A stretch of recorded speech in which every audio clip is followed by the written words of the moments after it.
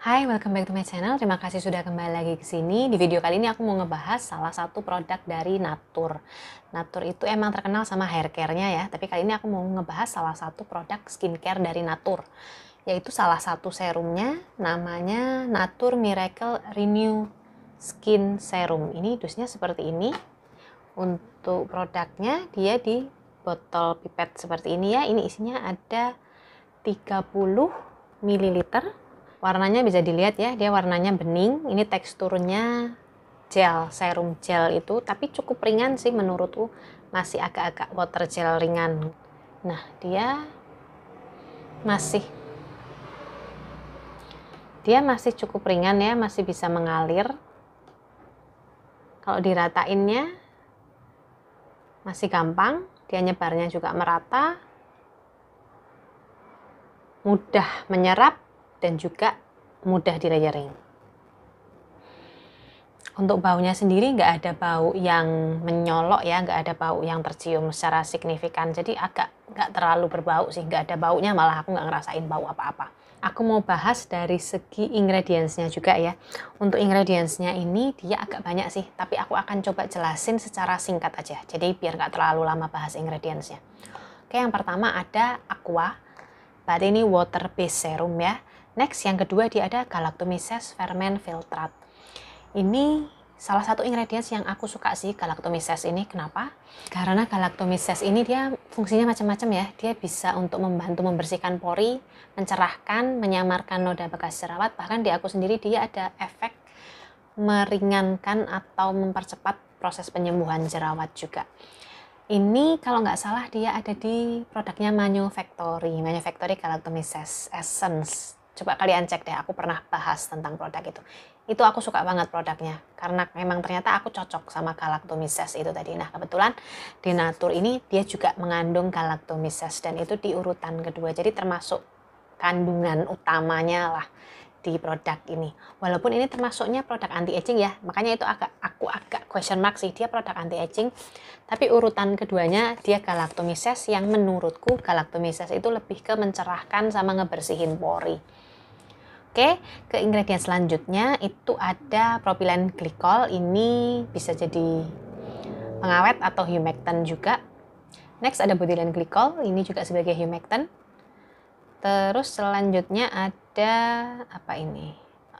Panax ginseng root extract. Nah, ini yang sebagai anti-agingnya ya, yang berfungsi untuk mencegah kerutan, melembabkan juga, dan meratakan skin tone.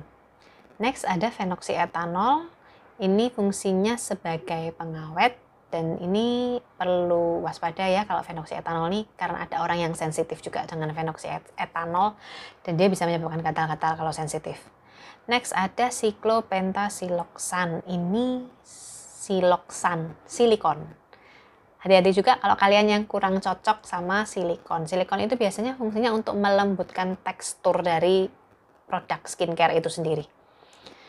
Terus ada sodium hyaluronat. Ini untuk melembabkan ya, humectant. Dia saudaranya hyaluronic acid. Fungsinya mirip-mirip, tapi kalau yang sodium itu dalam bentuk garam biasanya. Dia biasanya lebih kecil partikelnya, jadi bisa lebih melembabkan. Terus ada imidazolidinil urea. Ini dia termasuk sebagai preservatives ya. Preservatives itu pengawet. Ini sempat aku cek di ingredients-nya Paula Choice. Ingredients ini tuh termasuk yang kategori bad. Jadi masuk rating yang bad ya. Jadi agak kurang mungkin ya.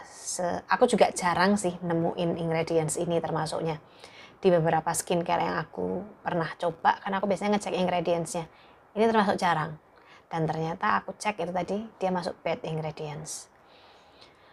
Terus ada hydroxyethyl cellulose. Dia fungsinya untuk viscosity control, jadi tekstur ya, tekstur alat, tekstur skincare. Dia bikin teksturnya seperti gel, jadi supaya dia teksturnya nggak rusak, nggak cair seperti air.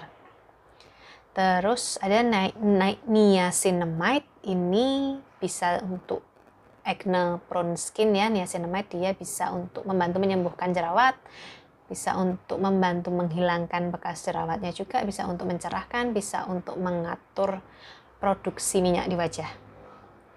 Terus ada phenyltrimethicone, sama ini juga silikon, dia untuk menghaluskan tekstur skincare biasanya. Terus ada Carbomer, ini juga thickening agent ya, dia pengental. Allantoin ini skin conditioning, soothing, jadi melembabkan, melembutkan. Terus ada Panthenol, ini untuk antiinflamasi. Terus ada Sodium PCA, ini moisturizer, melembabkan. Next ada Tetrasodium Eta, ini juga preservatives, pengawet. Next ada Potassium hydroxide, ini pH adjuster. Jadi aku kemarin kayaknya udah pernah ngebahas sedikit tentang pH adjuster, itu untuk mengeset pH-nya supaya nggak terlalu tinggi, nggak terlalu rendah. Biasanya sih pH adjuster itu sifatnya basa. Next ada Potassium sorbate, ini preservatif juga. Ini preservatif biasanya yang bekerjanya mencegah jamur ya. Jadi kan preservatif itu macam-macam. Intinya preservatif itu kan pengawet. Pengawet mencegah produk itu rusak, entah karena jamur, entah karena bakteri, entah karena pH. Nah, potasium sorbate ini efektifnya untuk yang mengatasi jamur. Terus ada sodium benzoat. Ini juga sama, preservatif juga. Dan ini juga bekerjanya anti jamur ya. Dan emang biasanya sodium benzoat ini dikombinasikan dengan potasium sorbate. Jadi ingredient sebelumnya tadi yang aku sebutin. Next ada biosaccharide gum 1. Ini sebagai skin conditioning moisturizing. Udah itu tadi ingredients-nya.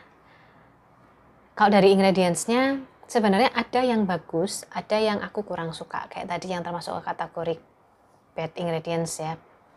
Bad rating lah di Paula's Choice. Tapi bukan berarti nggak boleh sih. Di sini sih masih masuk BPOM, berarti kan masih aman ya. Harusnya kita sih nggak perlu terlalu khawatir lah. Cuman kan ada grade-grade-nya ya, kayak ada level-levelnya ingredients tuh. Ada ingredients yang high quality, ada yang B aja. Nah, dari pemilihan ingredientsnya ada yang bagus, ada yang aku suka seperti galactomyces-nya aku suka. Produk yang mengandung galactomyces aku emang cocok biasanya. Tapi kalau preservatives-nya tadi ada silikon juga, aku kurang suka sih kebanyakan preservatives dan silikonnya juga ada beberapa. Walaupun memang itu dibutuhkan di suatu skincare ya, formulator lebih tahu, aku bukan formulator, jadi aku nggak bisa komentar banyak tentang itu. Aku cuman bicara di sini sebagai konsumen aja. Sebagai konsumen, aku lihat ingredients-nya, ada ingredients yang aku suka, tapi ada juga ingredients yang kayaknya aku kurang suka. Nah, sekarang aku mau bahas dari segi manfaatnya ya. Untuk manfaatnya di sini dia mengklaimnya membantu menyamarkan kerutan, kemudian mengencangkan kulit wajah tampak cantik dan kenyal.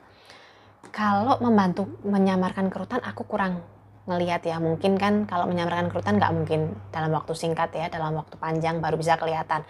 Jadi aku kurang bisa mengomentari masalah itu. Kalau untuk mengenyalkan, yes, ada efek melembabkan dan ada efek terasa lebih kenyal, itu betul, aku setuju.